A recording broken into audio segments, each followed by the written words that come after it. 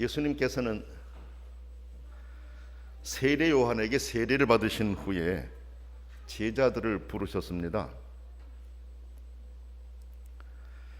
예수님께서는 공생애 기간에 하셔야 할 일들이 너무나도 급하고 많으셨기 때문에 세례를 받으신 후에 시간을 많이 두지 않고 바로 사역을 시작하셨습니다. 물론 광야에 시험의 기간이 있었습니다마는 바로 이렇게 사역을 시작하셨어요. 그런데 예수님께서 먼저 하신 일은 예수님을 도와서 함께 예수님의 사명을 감당해 갈 제자들을 부르신 것입니다. 예수님께서는 초자연적인 방법으로 여러 사역들을 행하시고 보이시기도 하셨지만은 사람을 통해 일하기를 원하셨습니다. 그래서 먼저 제자들을 부르신 것입니다.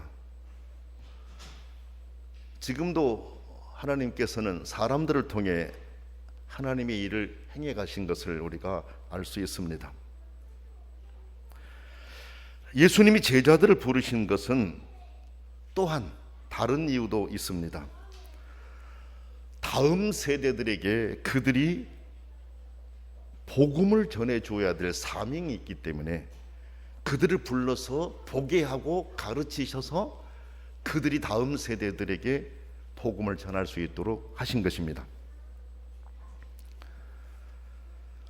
하나님의 복음이 계속 이어져야 한다는 사실을 알리신 것인데, 이 내용은 디모데서를 통해서도 우리가 볼 수가 있습니다. 전에 오늘의 묵상을 여러분에게 보내드릴 때 이 내용을 써서 보내드린 적이 있습니다. 사도 바울은 하나님을 만나 예수 그리스도를 만나 구원을 받은 후에 디모데에게 복음을 전했습니다. 그래서 영적인 아버지라고 했잖아요. 그렇죠? 디모데에게 복음을 전하고 또 한 가지 디모데에게 사명을 주었어요. 이런 내용입니다. 너는 많은 증인 앞에서 내게 들은 바를 충성된 사람에게 부탁하라. 그들이 또 다른 사람들을 가르칠 수 있으리라.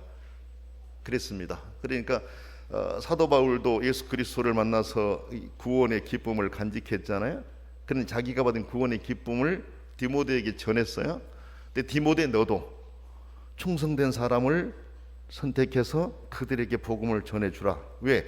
그들이 또 다음 세대에 전해야 될 사명이 있기 때문이다. 이렇게 말씀하셨거든요. 그렇죠? 그 내용이 디모데 후서 2장 2절을 보면 알 수 있습니다. 복음을 받은 사람들이 충성된 다른 사람들에게 복음을 전해줌으로 그들이 또 다른 사람에게 복음을 전해주어서 복음이 계속 이어서 전해지도록 하라는 것이었습니다. 예수님께서도 그래 제자들을 선택해가지고 제자들에게 직접 예수님의 행하신 일을 보이시고 가르치시면서 그들이 다음 세대에게 복음을 전해줘야 될 사명을 맡기셨던 거예요. 그래서 이 제자들이 순교하면서 또 순교를 각오하면서 먼 지역에까지 나가서 예수님께 받은 복음을 전했습니다.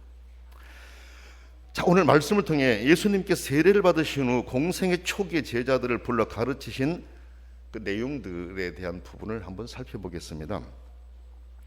오늘 본문에는 제가 43절이라고 본문을 썼는데 35절 말씀부터 보게 됩니다. 첫째로 이렇습니다. 예수님은 제자들을 선택하시면서 무엇을 구하느냐라고 물으셨습니다. 무엇을 구하느냐? 38절 말씀을 한번 보세요. 예수께서 돌이켜 그 따르는 것을 보시고 물어 이르시되 무엇을 구하느냐? 이렇게 나옵니다. 여러분, 이 말씀의 전체적인 배경을 보면 이렇습니다.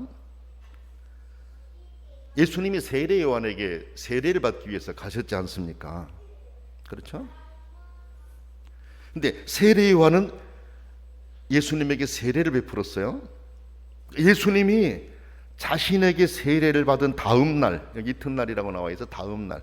그러니까 예수님이 세례 요한에게 이제 세례를 받은 다음 날, 세례 요한이 자기 제자 두 사람과 함께 다시 그곳에 서 있었습니다. 그런데 마침 예수님이 지나가신 것을 보았어요. 걸어가시는 것을 보았어요. 그 세례 요한이 같이 있던 두 제자에게 이렇게 이야기를 합니다. 세례 요한의 제자예요. 지금까지는. 보라, 하나님의 어린 양이로다 라고 말했습니다. 36절에 이렇게 나오죠. 여러분, 세례 요한의 이 말은 언제 또 했습니까? 그렇죠. 예수님이 세례받기 위해 오실 때 똑같은 말을 했습니다. 1장, 요한복음 1장 29절을 말씀 보게 되면은 예수님이 요한에게 세례를 받으러 오실 때 이렇게 했어요. 이튿날 요한이 예수께서 자기에게 나오심을 보고 이르되, 보라, 세상 죄를 지고 가는 하나님의 어린 양이로다.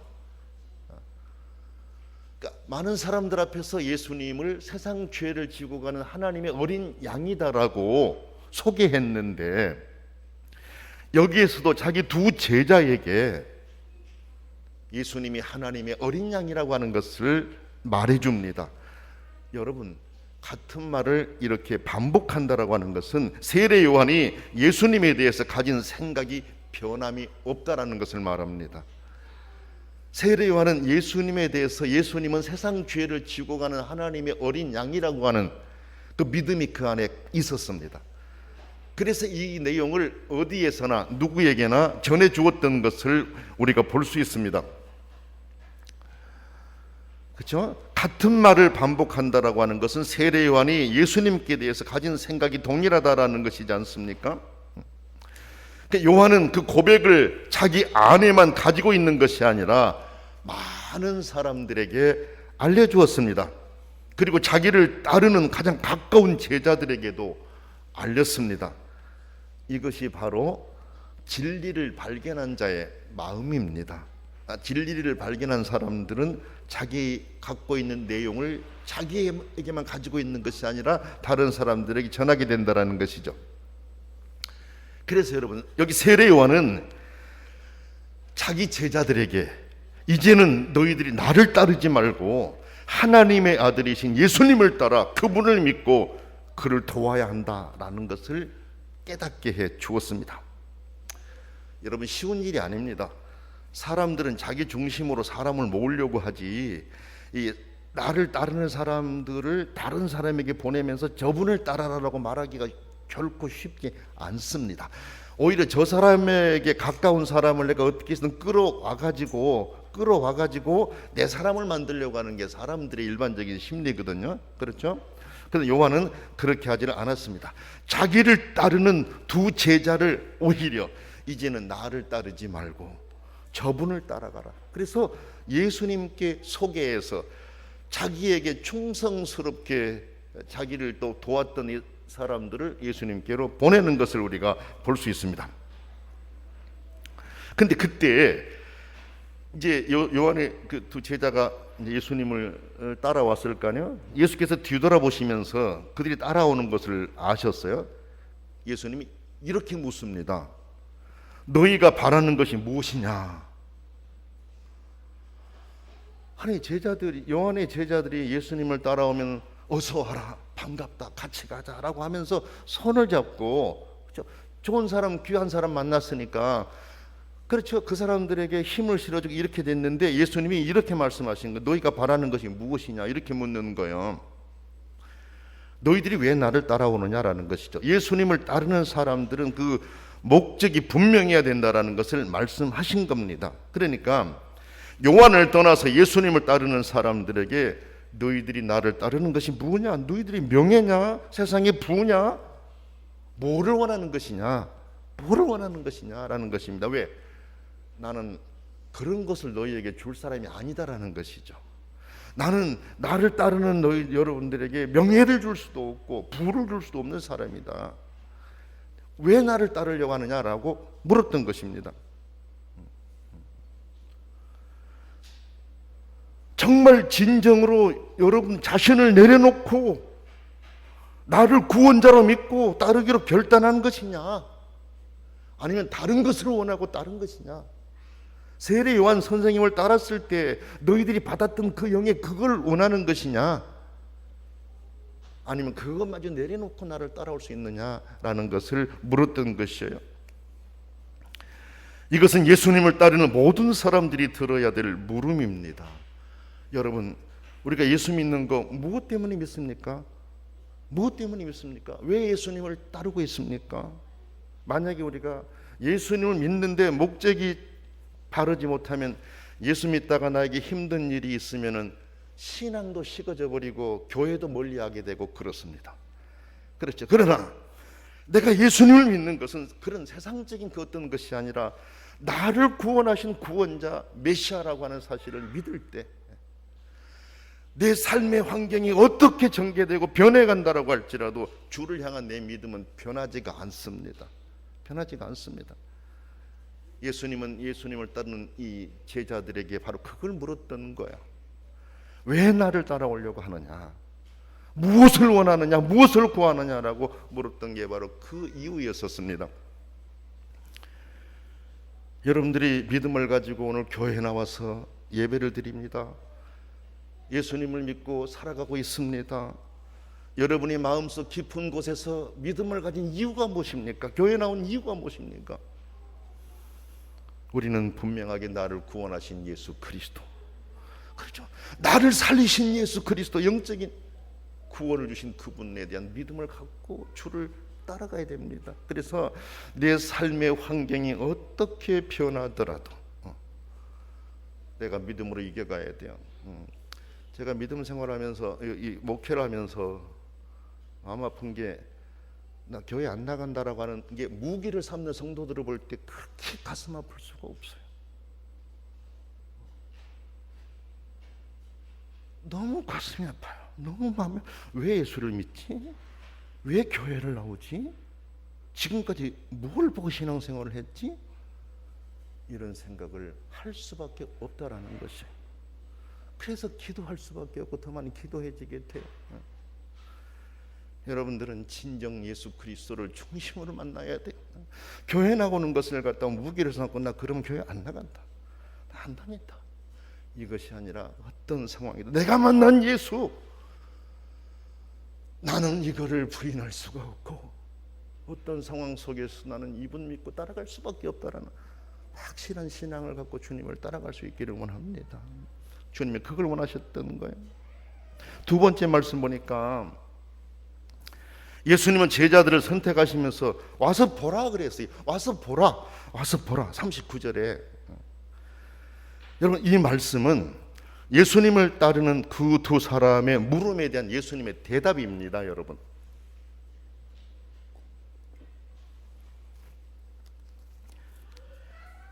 지금까지 요한을 따랐던 두 제자가 예수님을 따라와가지고 예수님께 물었어요. 어디 계시냐라고 물었습니다. 어디 계십니까? 라고 물었어요. 이에 대해서 예수님은 고정적인 답변을 주신 것이 아니었습니다. 와서 보라, 와서 보고 답변을 스스로 찾아야 한다라는 것을 알렸습니다. 그냥 네가 와서 보고 스스로 답변을 찾아라라고 하시는 거예요.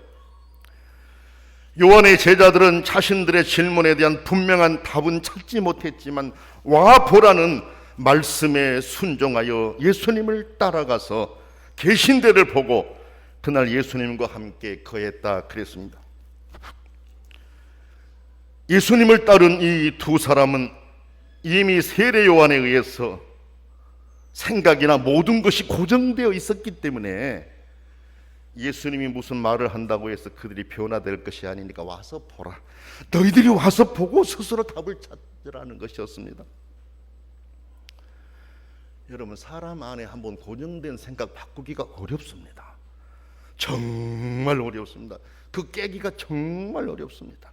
지금 예수님을 따랐던 이 세례 요한의 제자들은 지금까지 세례 요한을 따르면서 온 생각이 세례 요한에게 가 있었고 가르친 그것이 마음이 계속 있었는데, 예수님이 여기서 어떤 대답을 했었을 때 지금까지 가졌던 생각을 바꾸고 예수님의 생각을 믿고 따라온다?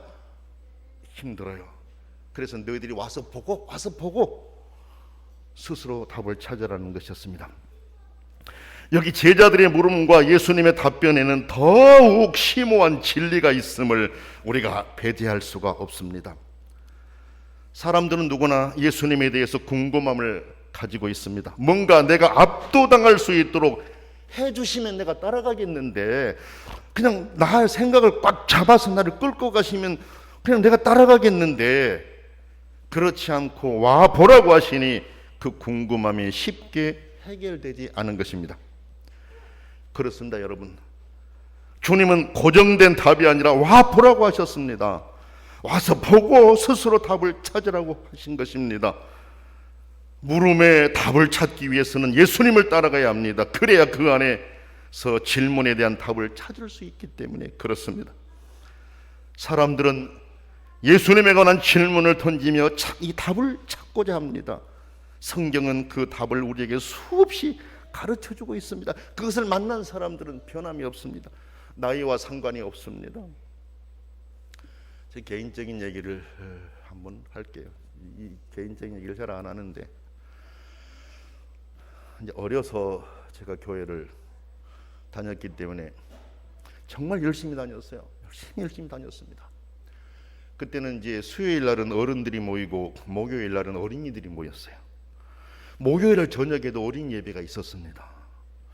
근데 밤에도 가서 예배를 드리고 참 열심히 다녔는데, 교회 다니는 걸 아버지가 그렇게 반대하셨어요. 얼마나 반대하셨는지 제가 매를 참 많이 맞았어요. 증인 어머님이 계십니다만 매를 많이 맞았어요. 그때는 이렇게 안에다가 문고리를 딱 잠그는 게 있었어요.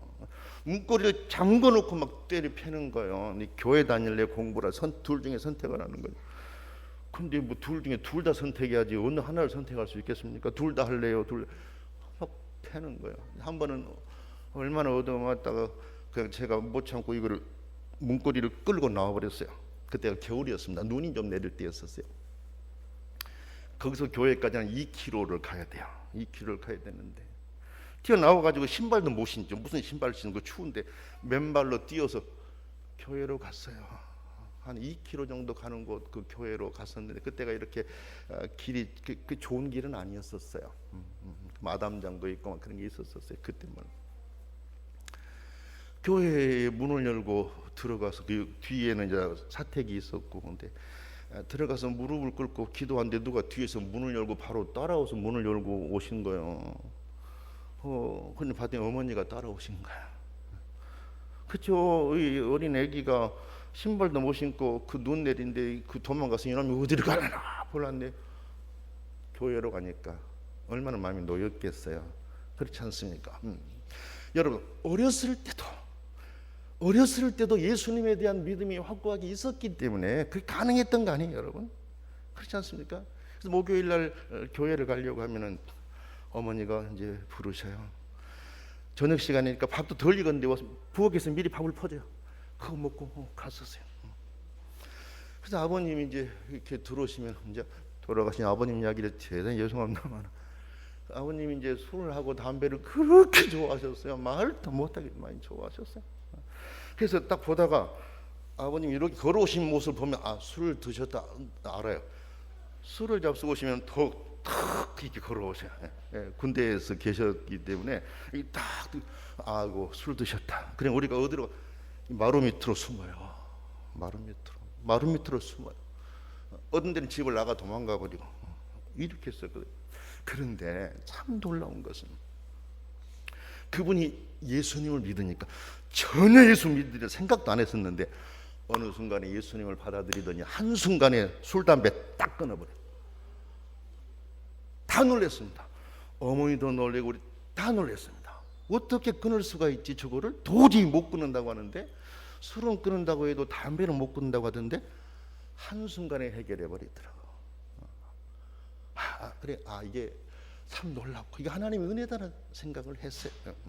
그리고 또 한 가지는, 제가 이제 종갓집이었고 장손이었기 때문에 우리 집안이 이렇게 제사가 참 많았어요. 어머님 고생 많이 하셨는데 제사도 추도식으로 하라고 돌려버리고 허락해버린 거예요. 놀랐어요. 이것은 하나님의 은혜다. 하나님의 은혜다. 어렸지만은 기도하면서 아버지가 예수 믿게 해달라고 기도한 것들이 응답이었었고, 이런 변화가 일어나는구나 하는 것을 바로 느낄 수가 있었어요. 여러분, 우리가 믿음을 가질 때 와 보라. 누가 아무리 무슨 설명을 해도 와 보라, 네가 보고 스스로 답을 찾으라 하는 거. 성경 안의 내용을 통해 스스로 찾으라. 그때 확고한 믿음에 설 수 있다라는 거예요. 여러분, 우리 교단에서는 이제 그 유아 세례도 6세 미만에게 줄 수가 있고, 아동 세례를 7살부터 12살 사이에 아동 세례를 줄 수가 있어요. 그래서 이제 그리고 이 13세가 되면은 입교도 할 수 있고 그래요. 그래서 이제 금년에는 우리 아동 세례를 베풀려고 해요. 아동 세례를 베풀려고 합니다. 우리 선생님들께서도 좀 잘 가르쳐 가지고 어린이날쯤 돼서 5월 그 무렵 돼서 아동들에게 세례를 베풀려고 해요. 그 아이들의 신앙, 여러분, 그 아이들 속에 장차 어떤 일을 이루어 가실 하나님의 계획이 있는지 우리가 알 수가 없어요. 그렇지 않습니까? 여러분, 오늘 예수님께서 와서 보라 하신 말씀을 보면서 여러분들 진정으로 예수님께 직접 나가서 말씀을 읽고 묵상하면서 깊은 신앙 안에 빠져서 누가 뭐라고 하더라도 내가 예수님 만났는데 그분은 나를 살리신 분이고 내게 생명을 주신 분이시다라고 하니 확고한 신앙으로 믿음의 길을 걸어갈 수 있기를 원합니다. 세 번째 말씀 보니까 예수님은 안드레의 형 시몬을 만나서 이름을 개바라고 하리라 그랬습니다. 베드로라고 바꿔주신 것이죠. 예수님을 먼저 만나 제자가 된 안드레가, 여기 안드레는 아까 두 제자가 있어서 요한의 두 제자라고 했잖아요. 요한의 두 제자 중에 한 사람이 안드레고 다른 한 사람은 누군지 분명하지가 않아요. 근데 이제 성경을 해석하신 분들은 아마 이 한 사람이 사도 요한이었을 것이다 이렇게 보고 있어요. 자, 어쨌든 이제 안드레가 예수님을 만나고 그의 형 시몬에게 예수님을 그리스도로 소개하면서 예수님을 만나게 했습니다. 그렇죠? 이때 예수님은 그의 이름을 바꿔주신 것입니다. 새롭게 시작하게 될 그의 믿음과 사명을 미리 알리신 겁니다. 개바라, 베드로라고 할 것이다라고 해서 이름을 바꿔주신 것이었어요. 물론 다 그런 것은 아니었지만 성경을 보면은 이름들이 이렇게 바뀌는 걸 보게 돼요. 바울도 그랬지 않습니까? 여러분, 바울도 사울이었는데 바울로 바꿨지 않습니까? 하나님은 우리에게도 성도라고 하는 이름을 주셨습니다. 주님을 따르는 자들의 새로운 삶을 바라시는 주님의 마음임을 우리가 기억해야 됩니다. 우리는 새 사람이다라고 말씀하셨잖아요. 그렇지 않습니까? 예수님을 만나서 예수님을 따르는 사람들은 새롭게 살아야 되고 변화된 모습으로 살아야 된다라는 것을 주님이 가르치셨던 겁니다. 여러분,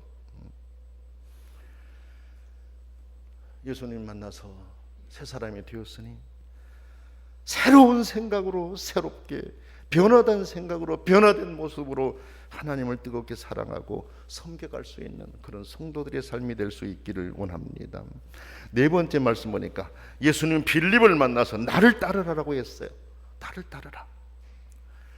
안드레와 베드로를 부른 다음 날 예수님은 빌립을 부르신 것입니다.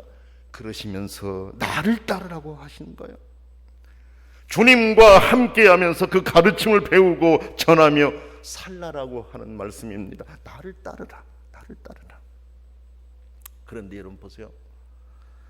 빌립은 가서 친구 나다나엘을 예수님께 전했고 그가 예수님을 만나 신앙 고백을 했잖아요. 그렇죠? 안드레가 예수님을 따르고 안드레는 자기 형 베드로에게 가서 복음을 전해서 베드로가 하나님의 사람이 되고 예수님이 종이 되게 했지 않습니까? 그렇죠? 빌립이 나다나엘이 그 일을 했지 않습니까? 여러분, 예수님에게서 나가서 다시 다른 사람에게 전하고 다시 예수님께로 돌아오는, 얼마나 아름다운 모습입니까? 여러분, 성도 여러분, 하나님은 우리를 부르셨습니다. 하나님의 사람이 되게 하셨습니다. 이제 우리는 바른 목적으로 바르게 주님을 찾아 발견하고 새로운 삶으로 성도의 길을 바르고 건강하게 걸어갈 수 있는 그런 성도들이 되시기 원합니다. 존귀하신 하나님 아버지, 우리같이 연약하고 죄 많은 인생들을 사랑하셔서 예수 그리스도를 보내시고 구원의 길을 열어주시고 우리를 구원의 반열에 서게 하셨으니 감사합니다. 전능하신 아버지 하나님, 우리가 진정 주님을 따르는 목적이 무엇이고 의도가 무엇인가를 분명하게 알게 하시고 누구에게 의존하는 신앙이 아니라 내 스스로 바른 신앙으로 하나님을 사랑하고 섬겨가는 신실한 믿음의 사람들이 되게 하여 주옵소서. 그래서 하나님이 원하시는 그리스도인, 내 삶이 변화되는 그리스도인, 나를 통해 하나님 나라가 확장되는 그리스도인의 삶을 살게 하여 주옵소서. 예수님의 이름으로 간절히 기도드립니다. 아멘.